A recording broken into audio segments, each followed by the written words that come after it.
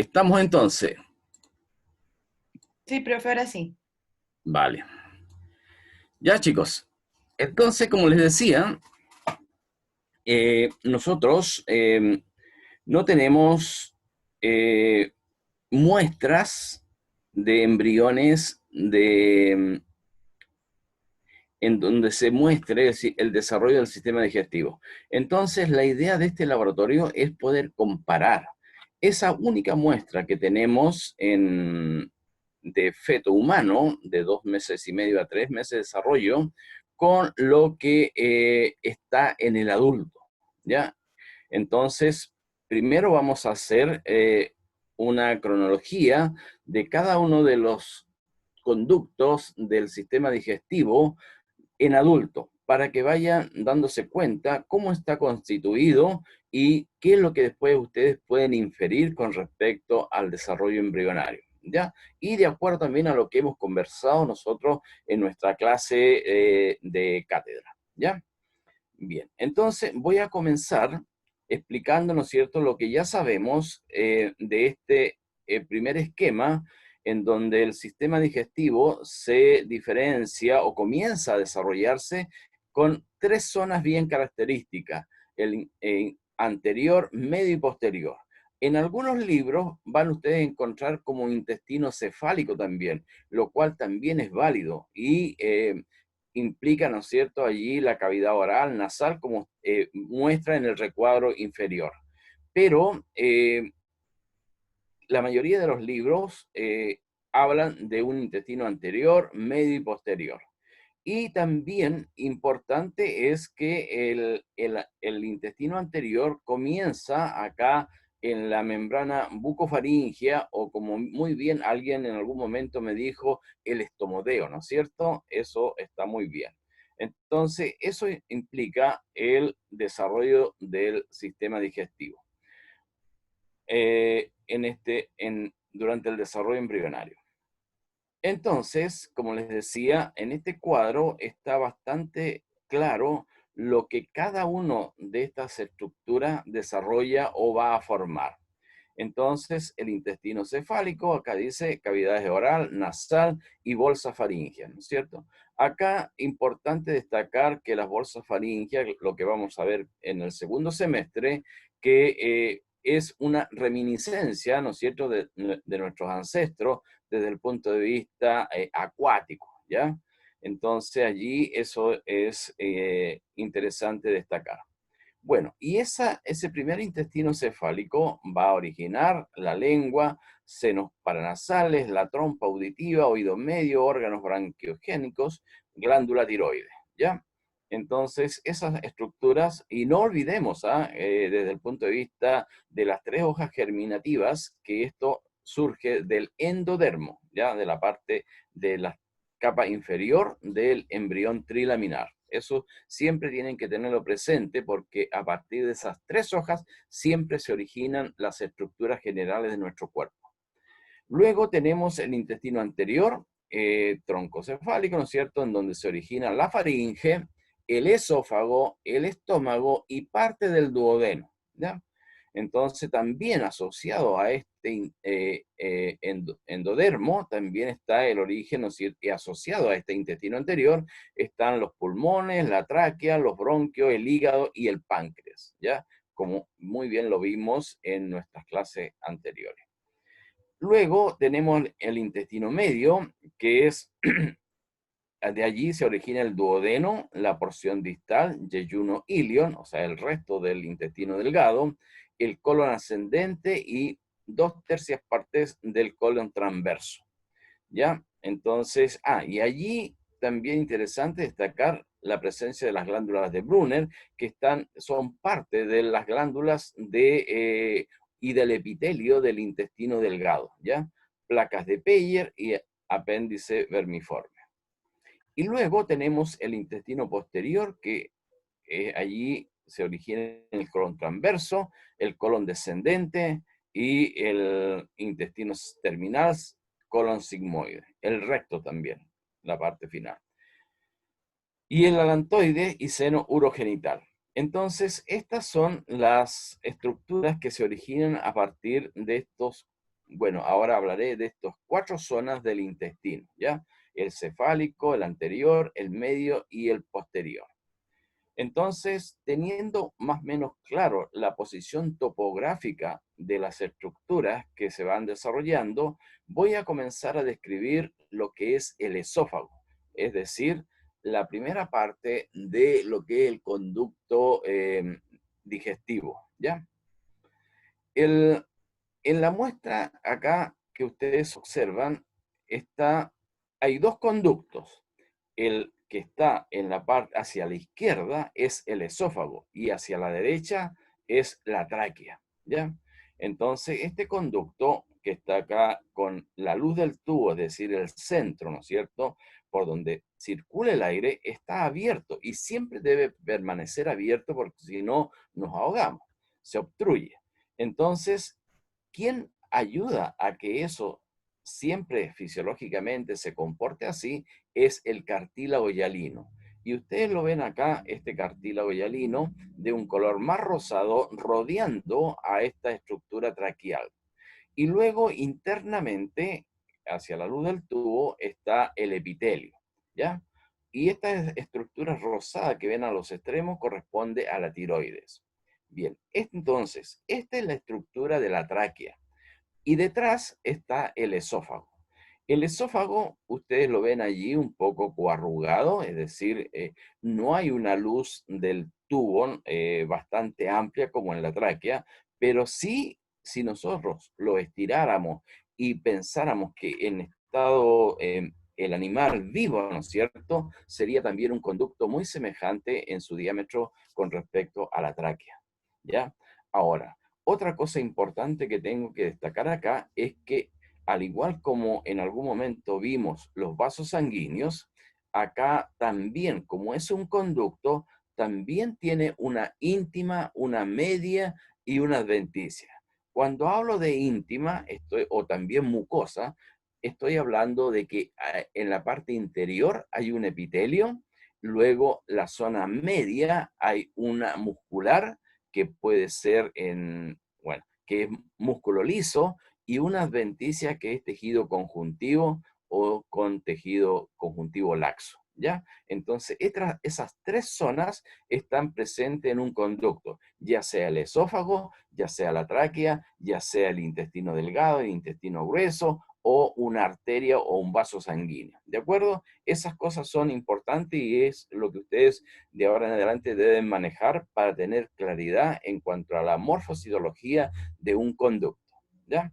Entonces, bien, ¿alguna pregunta, alguna consulta?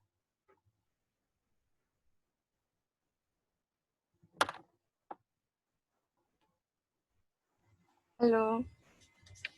Bien, Creo entonces, que no se escucha.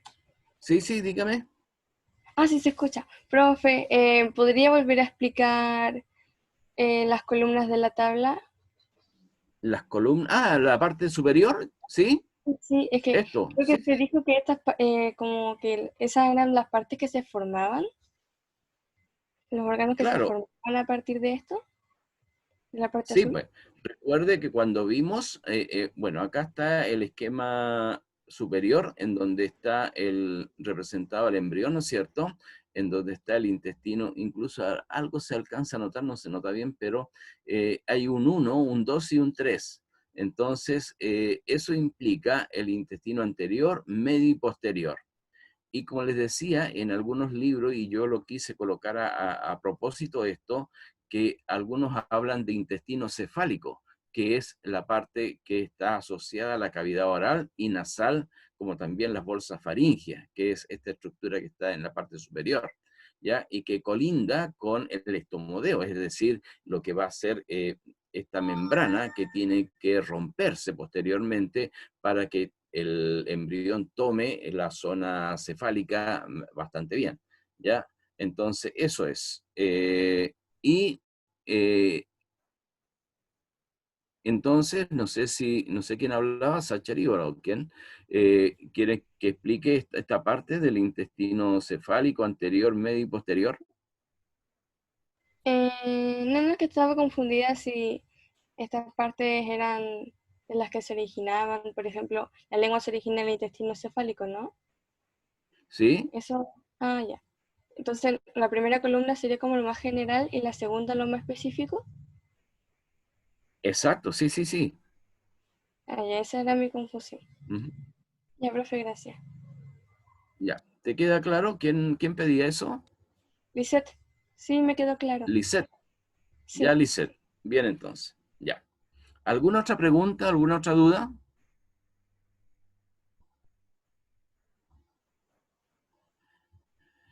Bien, entonces, me quedan algunas cosillas por ver acá de lo que es el esófago. Acá en el esófago hay dos tipos, en la zona media, en la zona muscular o túnica media que se le llama del esófago, como es un conducto, lo que tenemos que destacar es que en la parte superior del esófago hay músculo estriado esquelético y luego hacia la parte inferior hay músculo liso. Entonces, lo que tenemos que entender es que en esta parte superior el músculo liso proviene de la zona del miótomo, es decir, ¿recuerdan cuando vimos el embrión somítico que estaba dividido en dermiótomo, miótomo y esclerótomo? Entonces, bueno, este músculo esquelético que está allá en la parte, el primer tercio del esófago, proviene de esa zona, del miótomo, ¿ya? Entonces, pero también tenemos que tener en cuenta de que es una funcionalidad importante que haya músculo esquelético estriado acá. ¿Por qué? Porque resulta que nos permite la deglución, sino que, si no, ¿no es cierto?, constantemente estaríamos atragantados con el bolo alimenticio.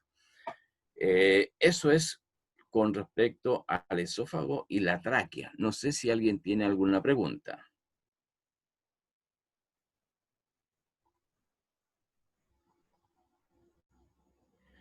Bueno, en esta otra diapositiva o en esta otra lámina siguiente, tenemos el esófago con un mayor aumento, es decir, ya podemos identificar, está bastante clara, no se nota muy bien, pero acá lo más rosadito que está por esta zona corresponde al epitelio. Lo que está al centro, por aquí esta zona, corresponde a la zona media, a la muscular, y luego lo transparente, lo blanco, es la adventicia, que corresponde a tejido conjuntivo laxo. Entonces, el epitelio del esófago es un epitelio estratificado plano no cornificado. ¿Qué se va a entender por no cornificado o no queratinizado?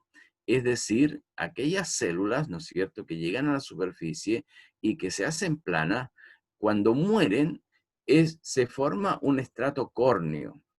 Entonces, ese estrato córneo está asociado a la piel. Nosotros en nuestra piel tenemos un epitelio estratificado plano, cornificado o queratinizado.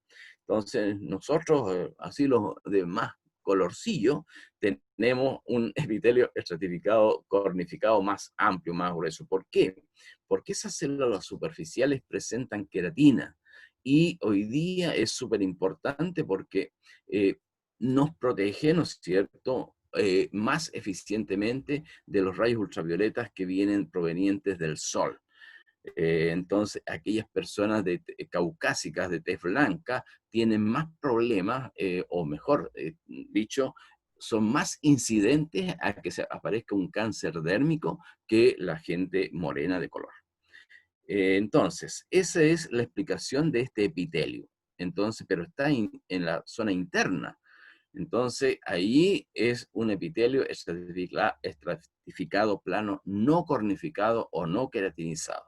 ¿De acuerdo? Entonces, luego tenemos la membrana basal del epitelio, ¿no es cierto? Y después tejido conjuntivo, ahí el subendotelial, después tenemos el músculo liso, que en este caso, en el caso del esófago, en el primer tercio, es decir, en la parte superior, es músculo estriado esquelético, ¿ya? Entonces, y luego el tejido conjuntivo laxo. Eso es con respecto al esófago. No sé si hay alguna pregunta, alguna consulta.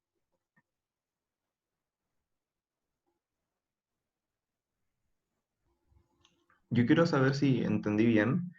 Entonces, en este epitelio a diferencia de la piel, las células que mueren en su superficie no se queratinizan. Exacto. Bien. Ah, ok, ya. Bien, pero hay una salvedad. Por ejemplo, capaz que en algún momento encuentren un epitelio del esófago estratificado plano cornificado, ¿ah? Y sucede, y ahí van a decir, el profe Vilax mentiroso nos dijo, pero depende también de la funcionalidad.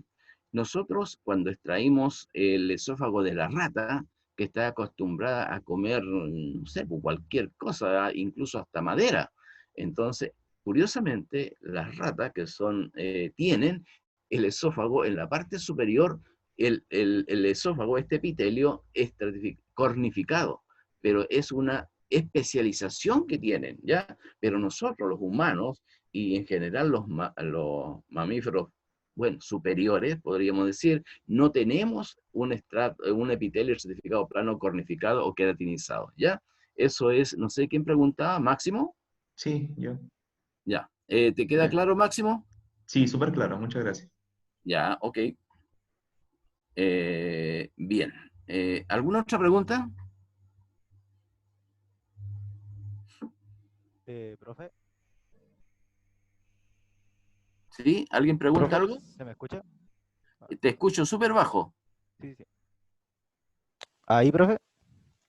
Ahí, ahí, ahí. Ya, una consulta yo tenía entendido que, que los dos tercios superiores provienen de la mesénquima de los arcos bronquiales y que el tercio restante inferior viene de lo que era el mesodermo esplácnico. ¿Está bien eso o no? Correcto, sí, sí, correcto. Pero recuerda que anterior a eso es ese músculo de los arcos branquiales, ¿de dónde proviene? Ah, ya. Sí, sí. ¿Ya? Acordémonos del embrión somítico. Ya, Recuerda que primero estamos el embrión trilaminar, después el somítico, pero después viene el desarrollo de toda esa estructura por los arcos. ¿Ah? Por eso me fui al origen de este músculo. ya. Ujú. Eso es. ¿Alguna otra pregunta?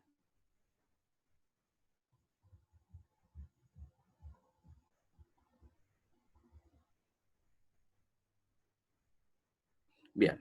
Entonces voy a continuar con la otra estructura del sistema digestivo que está en nosotros ya desarrollado y que corresponde al estómago, ¿no es cierto? Allí nosotros ya aprendimos que el estómago, ¿no es cierto?, se ensancha, que tiene un movimiento, en fin, en fin.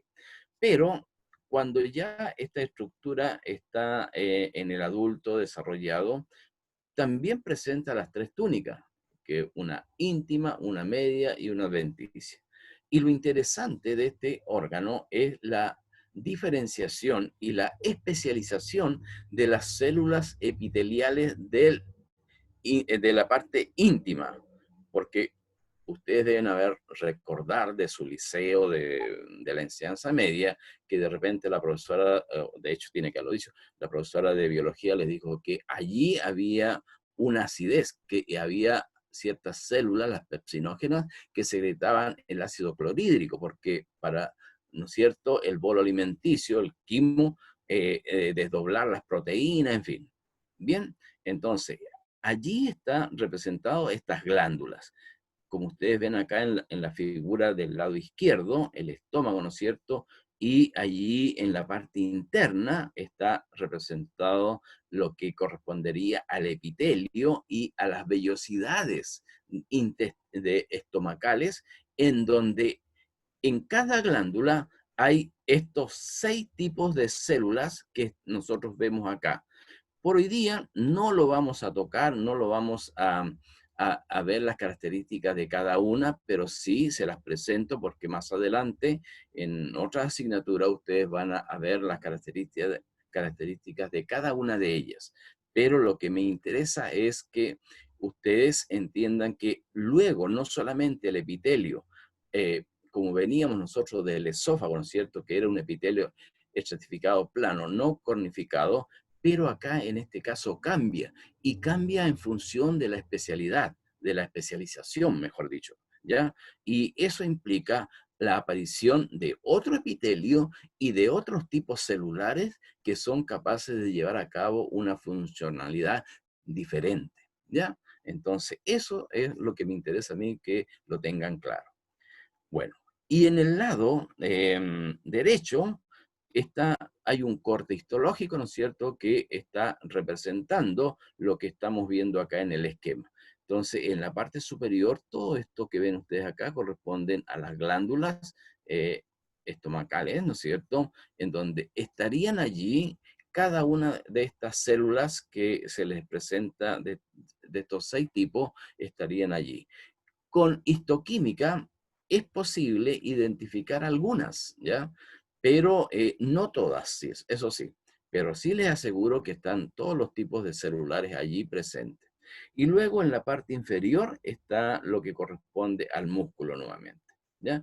Bueno, esto es en sentido eh, longitudinal y este corte en sentido transversal. Es decir, si nosotros estamos viendo así no sé si me ven en la imagen, las vellosidades, ¿no es cierto?, del estómago. Entonces, si hacemos el corte acá transversal, allí vamos a mirar desde arriba y vamos a ver esta estructura que ustedes están viendo acá. Eso es con respecto al estómago. No sé si alguien tiene alguna pregunta.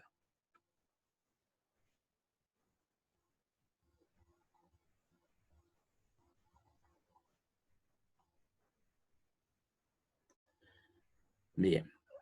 Luego, después del estómago, continuamos con el intestino delgado.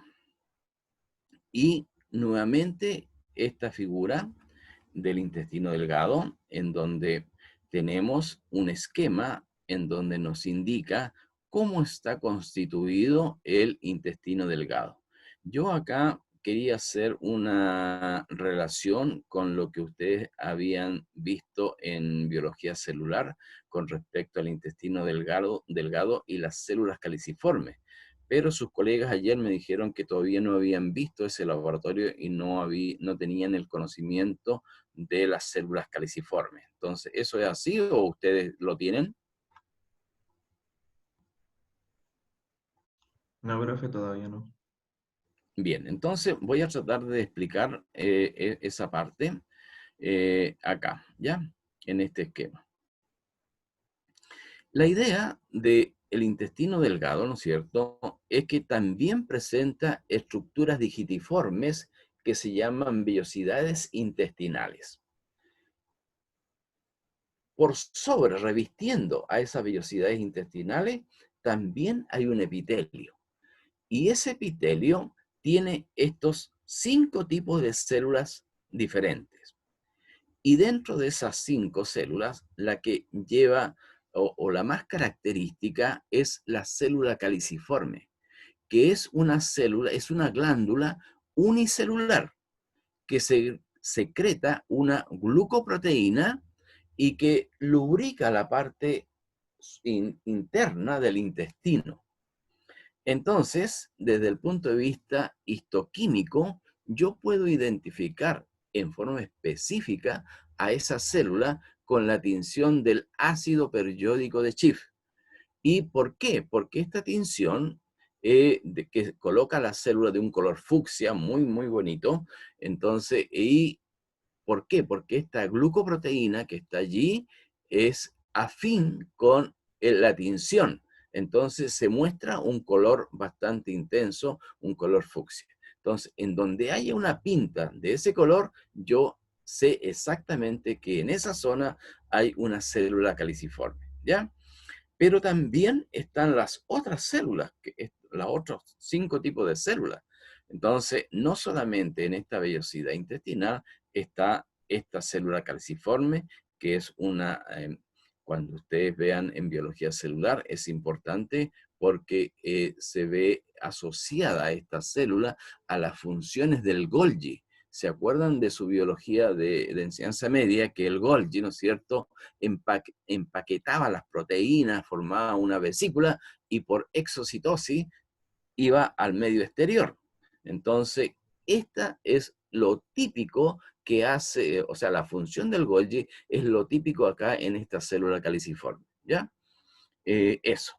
Ah, y otra cosa importante también, seguramente el profesor les va a decir, y que es una especialización de membrana, de superficie de membrana de esta zona del intestino, son las microvellosidades o también chapa estriada.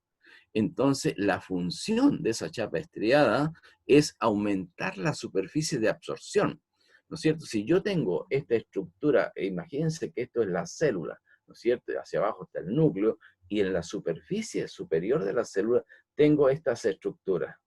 Y si yo esto lo estiro, va a ser prácticamente más de medio metro. Pero si está allí, obviamente que es un espacio muy pequeño. Entonces, desde ese punto de vista, se entiende que esta especialización de superficie de membrana aumenta la superficie de absorción de este intestino delgado, ¿no es cierto? Y ustedes saben, o me imagino de ahora en adelante lo van a ver un poco, que es allí donde se produce la absorción de los nutrientes en el intestino delgado, ¿ya? Bien, entonces eso es. Y lo que está acá en esquema, esta vellosidad y todo lo que está allí, lo vemos al lado derecho en un corte transversal de intestino delgado, en donde está en la íntima, la media y la adventicia. En la íntima, ¿no es cierto?, está todo lo que le he comentado con respecto a estas vellosidades, el epitelio que recubre esta vellosidad, las glándulas que están en la parte inferior, la muscular. Ahora tenemos solamente músculo liso, tanto en el intestino delgado, perdón, en el estómago, intestino delgado e intestino grueso, solamente músculo liso, ¿ya? Pero está en sentido longitudinal y en sentido transversal este músculo liso en los intestinos. Y por fuera está el tejido conjuntivo laxo, ¿ya?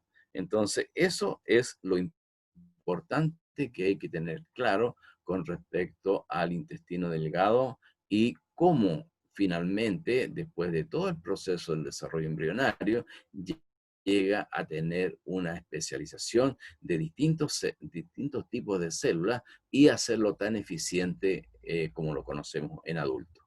Eso es. ¿Alguna pregunta?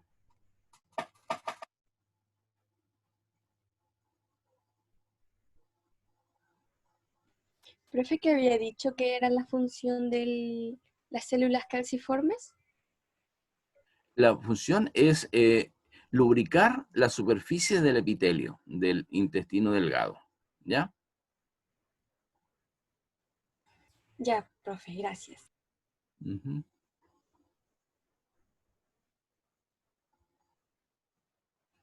¿Alguna otra pregunta? Profe, yo que me perdí un poco cuando explicó la chapa estriada, es que no sé qué es. Sé la explicación, pero no sé a qué se refería. Ah, en cada una de estas células, por ejemplo, acá en la primera, en el esquema, ubícate acá, allí, ¿no es cierto? La célula tiene una zona apical y una zona basal. La zona basal es donde está el núcleo, y la zona apical es la superficie, la que da a la luz del tubo. Ya. Entonces, lo que yo decía era que en la superficie, en la zona apical de esta célula cilíndrica simple, es que hay una especialización de membrana, y esa especialización corresponde a la chapa estriada o microvellosidad. De dos formas la van a encontrar en los libros. Entonces, la función de esta chapa estriada es aumentar la superficie de absorción de esta célula y, por supuesto, de todo el epitelio intestinal, porque nosotros conocemos, o como les decía, pueden después buscar en algún libro y darse cuenta de que es allí en el intestino delgado donde se produce la absorción de los nutrientes. Entonces, si yo tengo un espacio cortito, ¿no es cierto?, ese volumen, ese espacio no va a ser muy eficiente en cuanto a la absorción, pero si tengo un espacio más largo, es más eficiente. Entonces, ¿cómo lo soluciona esto el intestino delgado en la superficie de estas células? Es presentando estas estructuras digitiformes que se llama chapa estriada. Entonces, si yo esto lo estiro, por supuesto, esto va a ser mucho más grande. ¿ya? Más amplio, quiero decir, ¿ya? Eso es. No sé quién preguntaba. Sachari. Gracias, profe. Eso es Sachari, ¿ya? ¿Te queda claro? Sí, súper. Se siente como entrecortado, ¿ah? No sé, parece que la señal no está muy buena. Ya. ¿Ustedes me escuchan bien a mí o no? Sí, profe. Ah, ya. Sí, profe. Bien. Es que esta mañana en la clase era yo el que estaba así medio entrecortado y la señal no era muy buena, entonces por eso es importante que luego me digan si está bien o no, ¿ya? Bien. Entonces, no sé, no hay ninguna otra pregunta con respecto al intestino delgado, ¿no? Y pasamos al intestino grueso. Acá también en el esquema, como ustedes pueden ver, ¿no es cierto? También hay estructuras en forma de vellosidades. Pero lo importante acá es que se reducen de las 5 células que teníamos, 5 células diferentes que teníamos en el intestino delgado, acá solamente hay 4, ¿ya? Y también, y la que abunda bastante y se nota acá en la muestra histológica, es las células caliciformes. Entonces, lo que la mayor cantidad de tipos celulares que hay en el intestino delgado son las células caliciformes. ¿Y cómo lo vemos acá en la muestra histológica? Si ustedes ven, si afinan un poquito el ojo, se van a dar cuenta que hay una serie de círculos en todo lo que es el epitelio, círculos blancos. Bien, entonces, donde hay cada uno de estos círculos blancos, allí hay una célula caliciforme, ¿ya? Y como es el intestino grueso, en donde se depositan, ¿no es cierto?, ya todos los desechos provenientes de los alimentos, obviamente allí tiene que haber una mayor lubricación, como también una mayor cantidad de agua, ¿no es cierto?, para poder evacuar esos desechos. Entonces, también hay que entender que el sistema digestivo también se va desarrollando y cada zona va cumpliendo una especialización con respecto a las células que lo van formando. Es decir, hay una diferenciación allí, ¿ya? Y como ejemplo, nosotros en nuestro cuerpo tenemos como 230 tipos de células diferentes, ¿ya? Recuerde, las nerviosas, las intestinales, las óseas, las cartilaginosas, las adiposas, en fin, un montón de células. Entonces, pero en este caso en particular, este epitelio, ¿no es cierto?, que viene de este embrión del intestino posterior, se va especializando para cumplir las funciones fisiológicas que corresponden en el adulto. ¿Ya? Bien. No sé, ¿hay alguna pregunta?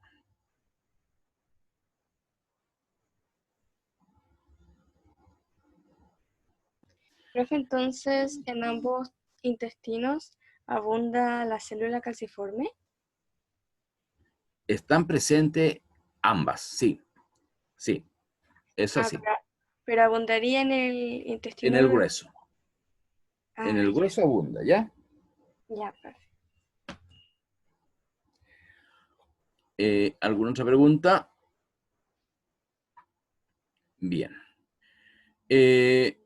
Lo que quiero con estas dos diapositivas, estos dos esquemas que están acá, lo que les quiero dar a conocer es que volvemos a lo que es el estómago. En el estómago,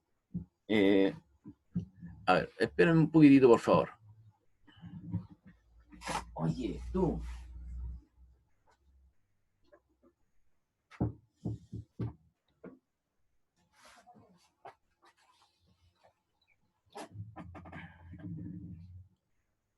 Ya. Ahora sí. Que viene una mascota y se quiere entrar acá.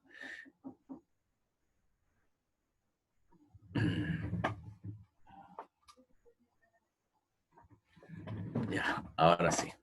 Disculpen, chicos. Lo que yo en la muestra que están a continuación, quiero nuevamente ubicarme acá en el estómago. ¿Ya? Esto. Y la zona del cardias, que es importante y es lo que tenemos en la parte inferior y es lo que les quiero explicar. Nosotros conocemos que el esófago tiene un tipo de epitelio y el estómago otro tipo de epitelio. Entonces, en el caso del esófago es un epitelio estratificado, plano, no cornificado. Y luego se transforma, en el caso del estómago, un epitelio cilíndrico simple. En la zona del cardias es donde se produce la transición del epitelio, acá. Acá tenemos, como indica la figura, acá estómago hacia la zona derecha y esófago hacia la izquierda. Entonces, aquí hay una transición de epitelio, es decir, el cambio de epitelio de un tipo a otro tipo. Eso ocurre en la zona del cardias, de la zona del estómago, ¿ya? Pero también ocurre lo contrario en el caso del intestino grueso a la estructura anal, de un epitelio cilíndrico simple que proviene del intestino grueso a el epitelio estratificado plano del conducto anal. Entonces, allí hay que tener en cuenta estos dos procesos de transición de epitelio de uno a otro, ¿ya? Entonces, eso es lo que también quería destacar de cómo el desarrollo embrionario, ¿no es cierto?, de acuerdo a la posición, al lugar donde está cada una de estas estructuras, va cambiando también de acuerdo a las necesidades fisiológicas del conducto digestivo. ¿De acuerdo? Eso es, jóvenes. ¿Alguna pregunta?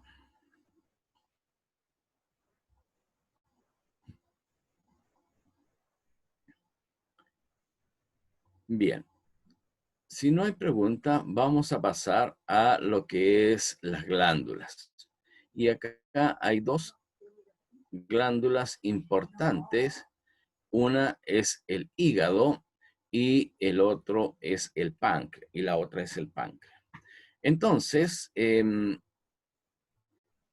acá lo que yo quiero destacar es que en la estructura pancreática está formada por lobulillos hepáticos, ¿ya?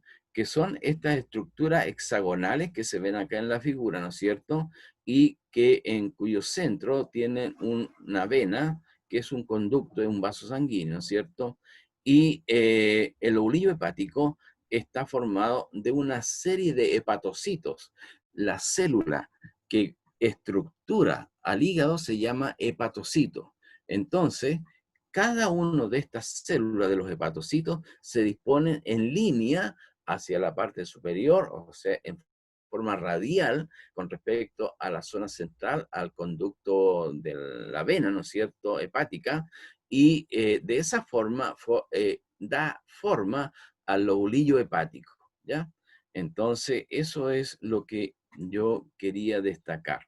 Pero en el caso cuando, bueno, si hubiésemos visto nuestra muestra del feto humano de 2 meses y medio de desarrollo, nos hubiésemos dado cuenta de que el lobulillo hepático no está todavía bien formado. Entonces, sí se ven los hepatocitos, se ve la estructura general, pero el lobulillo hepático todavía falta la diferenciación del tejido conjuntivo para que este lobulillo se vea en forma clara con respecto a la estructura general del órgano, ¿ya?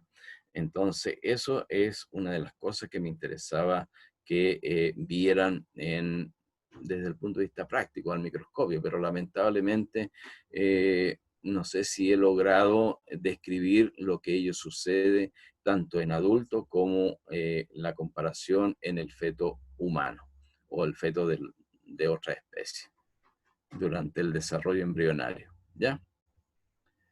Eso es. No sé si hay alguna pregunta.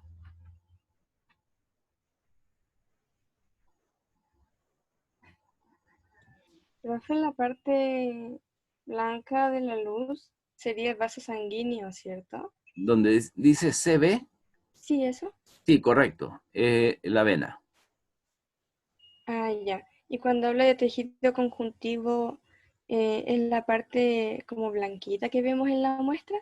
A ver, ¿ves por dónde estoy pasando el cursor? Sí. Ya. Este es un lobulillo hepático, ¿ya?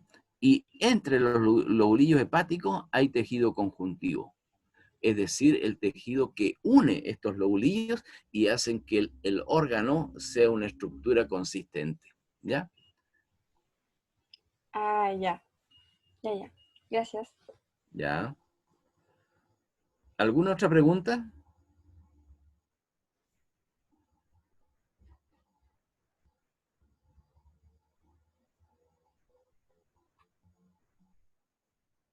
Bien. Luego.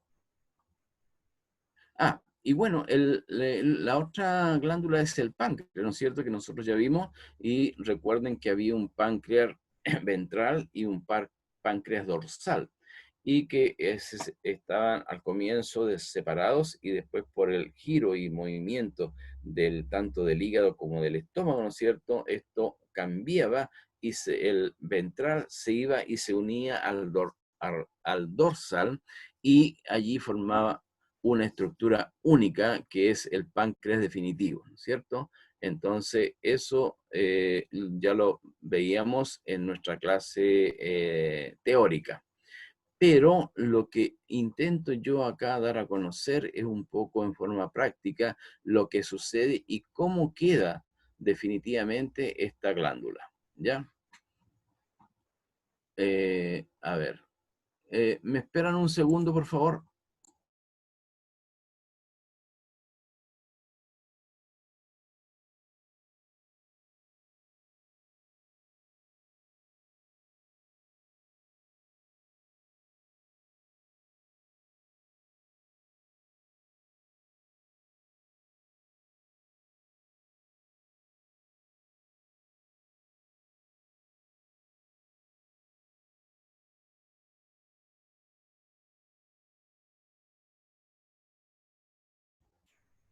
Ya, ahora sí, jóvenes, disculpen. Entonces, lo que yo quiero dar a conocer acá es cómo un momento que me está llamando Pedro Hedge.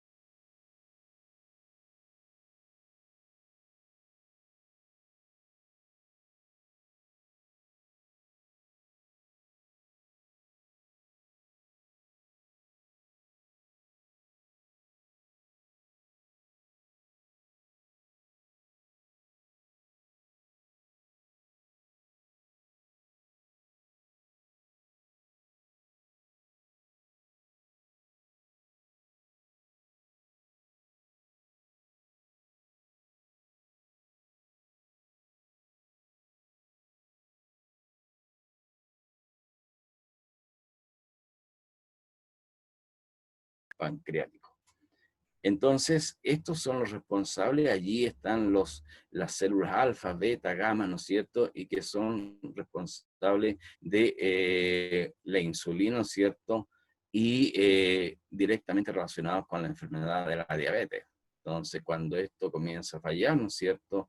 Es necesario que hayan, ¿no es cierto?, algunos remedios para producir más insulina. Entonces, estos se llaman islotes de Langerhans y lo otro los acinos pancreáticos, ¿ya? Entonces, eso es lo que les podría decir con respecto al páncreas, jóvenes. No sé si hay alguna pregunta.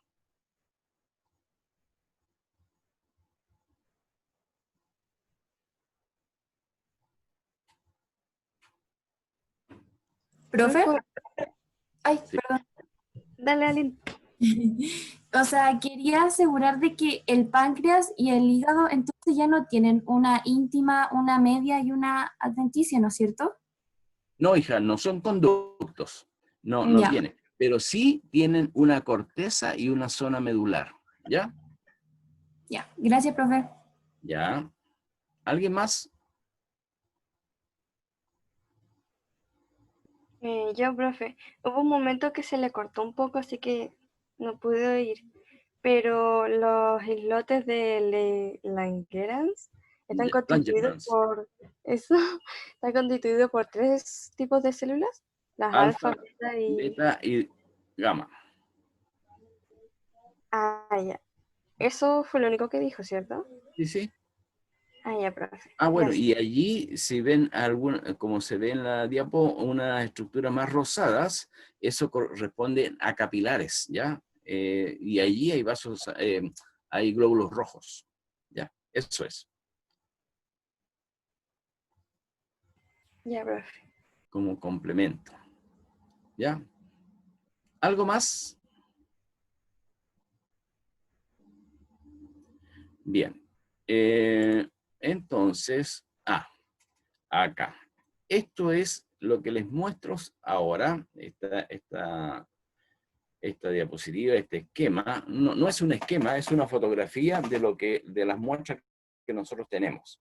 Entonces, esto es un corte transversal de feto humano de 2 meses y medio a 3 meses de desarrollo embrionario.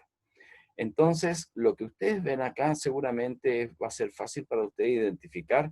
En la parte superior está la vértebra, al centro se ve bastante claro en forma más o menos de H, lo que es la médula espinal, es decir, el sistema nervioso central, ¿no es cierto?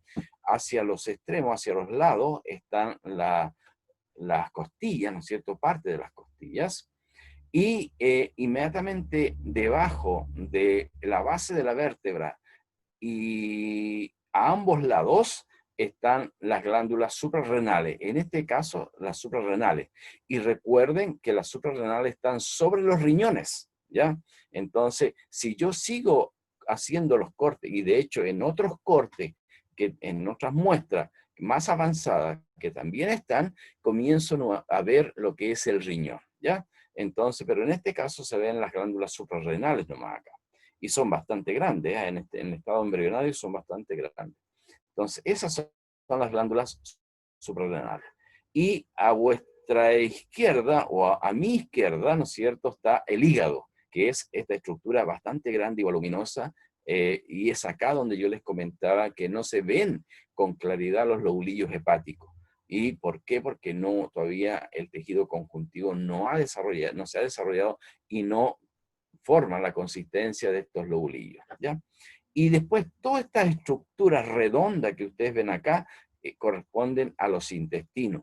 Pero en este estado yo no sería capaz de diferenciar lo que corresponde a un intestino delgado de un intestino grueso. Pero sí puedo decir que estas circunferencias corresponden al intestino, ¿ya? Ahora, al centro, en esta zona que está más o menos acá, si nosotros colocamos mayor aumento a la muestra, vamos a encontrar que aquí está formándose el páncreas, ¿ya? Acá por el aumento no se nota, no se ve, pero sí créanme que allí está el páncreas, ¿ya? Y bueno, acá debajo, inmediatamente debajo de la vértebra hay una circunferencia. Esto corresponde a un vaso sanguíneo, que es la aorta dorsal, ¿ya? Y luego, en la parte inferior de la muestra, está esta estructura, ¿no es cierto?, que ven acá, que es el cordón umbilical, ¿ya? Y ambos extremos están las extremidades posteriores, es decir, las piernas. De allí al centro se ve el hueso, el tejido óseo en formación, alrededor del músculo, en ambos casos, ¿no es cierto?, ambos extremos, porque este era normal y tenía dos piernitas, el embrión. Así que, pero esta es una muestra que nosotros tenemos y que es parte de la colección en donde ustedes tienen la capacidad de poder observar y diferenciar y reconocer cada uno de los tejidos y de los órganos que se van formando en el feto humano, ¿ya? Entonces, esto yo quería mostrárselo porque normalmente esto lo vemos en el segundo semestre, pero ya para que lo vayan viendo y vayan formándose una idea de lo que hay en esta estructura, ¿ya? Bien, eso es, jóvenes. No sé si tienen alguna pregunta.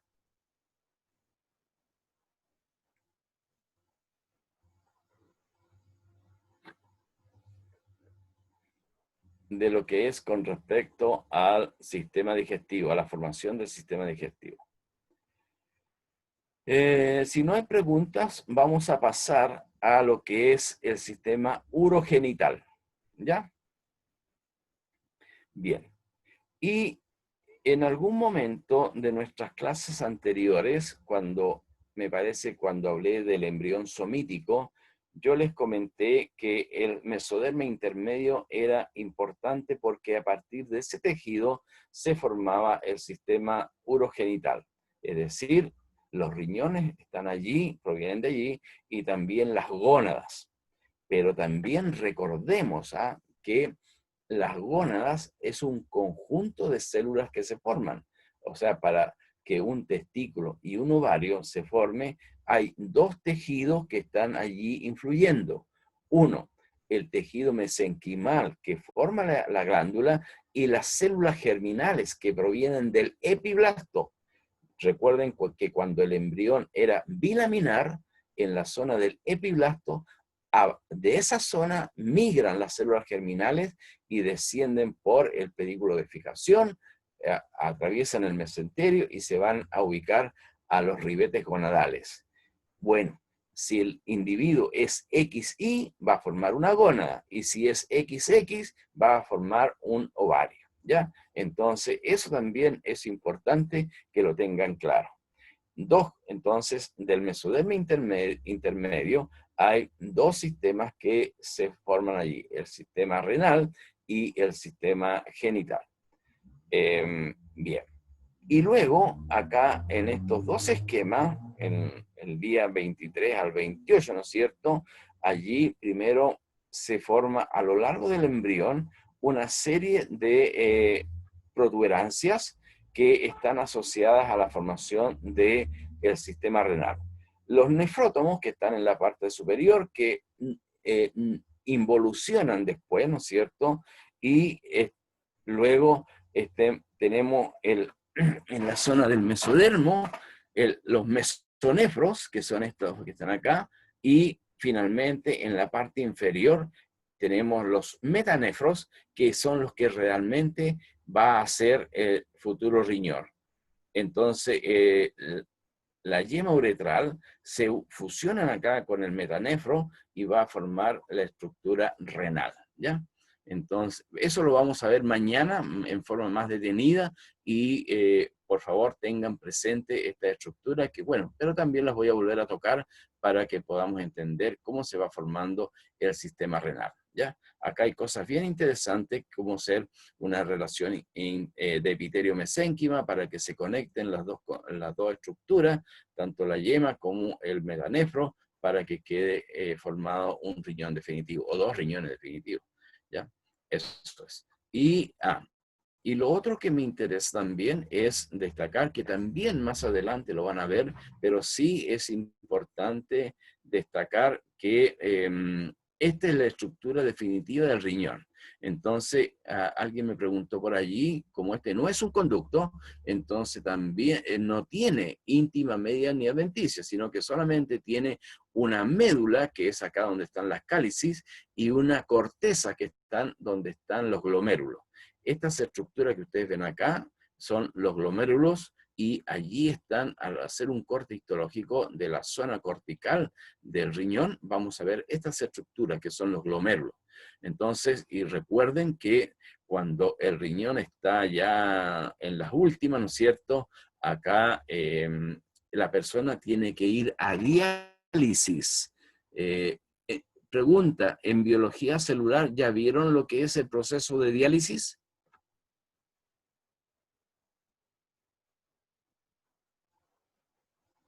Va, parece que se fueron todos, quedé solo hablando. Parece que no, profe. No se conoce con ningún otro término diálisis, ¿cierto? Ah, Eh, ¿cómo? Que si no se conoce con ningún otro término diálisis. No, la diálisis es la diálisis. Ah, ya. Entonces no lo han pasado. No lo han visto. Bueno, entonces, ya, tarea. profe, Ver qué es lo que es la diálisis. ¿Ya, Sachari? yo sabía que era un tipo de homeostasis, pero artificial. Como, Claro, es que resulta que acá este es el mecanismo por el cual se filtra la sangre, o sea, los desechos, la creatinina y todo ese tipo de cosas que son tóxicas, ¿no es cierto? Los glomérulos son los que realizan la filtración. Entonces, cuando el riñón ya no está en capacidad de hacer esta función, ahí al individuo lo mandan a diálisis, ¿no es cierto? Está como 3, 4 horas haciendo el proceso. Entonces, esto véanlo. Si no lo han visto en biología, el concepto de diálisis, por favor véanlo para que hagan la relación de la función de los glomérulos en el riñón con el proceso biológico de diálisis, ¿ya? Hagan eso, por favor. Bien, entonces, y otra cosa, acá ustedes ven una serie de conductos, ¿no es cierto? Acá, y acá está lo que ustedes seguramente en su liceo estudiaron, que es el asa de Henle, el contorneo distal, proximal, en fin, acá están esos conductos. Pero hoy día no es el caso de poder diferenciar o reconocer cada uno de estos conductos. Más adelante, cuando ustedes ya estén en otra asignatura, allí va a ser necesario que puedan diferenciar los conductos de la zona de la corteza del riñón, ¿ya? Eso es, jóvenes, ya. Entonces, con eso era lo que yo quería comentarle con respecto al riñón y luego pasar a lo que es el reproductor. El reproductor. Y acá lo que tengo es para recordar un poco lo que vimos al comienzo de nuestra asignatura, en que en el día más o menos 23, 24 del desarrollo embrionario, e incluso a veces antes, sí, a veces en el día 20, el embrión es bilaminar, ¿se acuerdan de eso? Que tenía epiblasto e hipoblasto, dos hojas germinativas.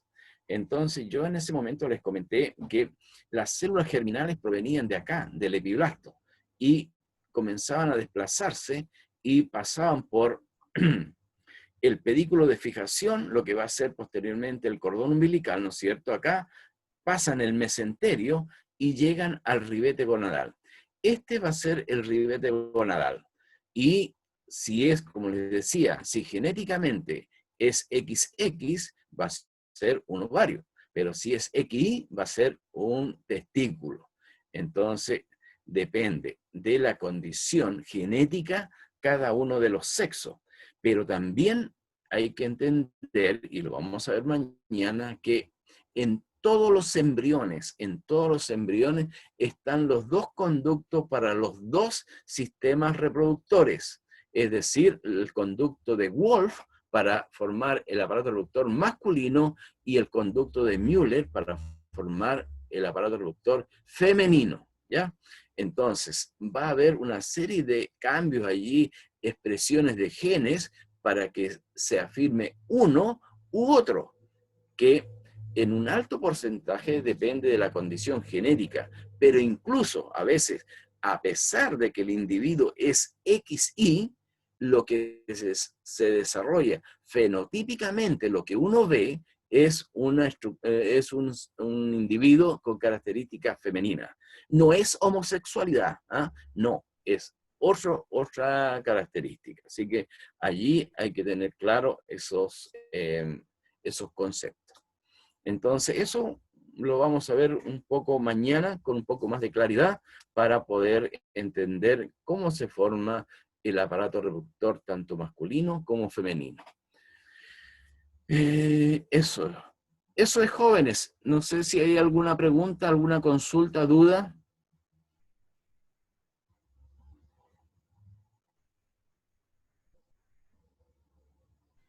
Profe, ¿Sí? la unidad de sistema reproductor va para la tercera prueba también. No, creo, no estoy seguro. ¿Quién pregunta? Annalise. No. Sí, no estoy seguro si es creo que es para la cuarta. Bueno, en todo caso, en el programa sale que es para la cuarta. Sí, para la cuarta. Oye, a propósito, una pregunta general a todos. ¿Cómo están con el tiempo con respecto para el estudio? ¿Están muy apretados o están bien? Pero a conciencia, de verdad, ¿no? Muy apretado. ¿Quién habla? Yo, Máximo, es que en lo personal, no sé Máximo, si a todos dime. les pasa, pero ¿Mm? hemos tenido muchísimas pruebas seguidas, entonces como nos aprieta mucho tener la prueba, por ejemplo, de urogenital, tan cercana a la, por ejemplo, a la de abdomen, porque apenas hace poquito terminé de estudiar corazón para la prueba 2 y estoy pero súper apretado con la materia. Mm. Ya. Sí, sí, es un poco compleja la situación y yo creo que más en estas condiciones es aún peor por el mismo hecho que es pasar prácticamente las 20, 24 horas pegado a la pantalla de un computador, ¿no? O del libro, no sé. Sí. Bueno, ahí, no sé, hay algunas gestiones que está haciendo su delegado para ver la posibilidad de tener por lo menos una semana más para el estudio, ¿ah? Para aplazar esa prueba. Y ahí lo vamos a conversar, ver con el doctor Pedro. Eso es Máximo. Ya, profe, ojalá se pueda aplazar un poco para poder ponerme al día con todo. Ujú. Bien.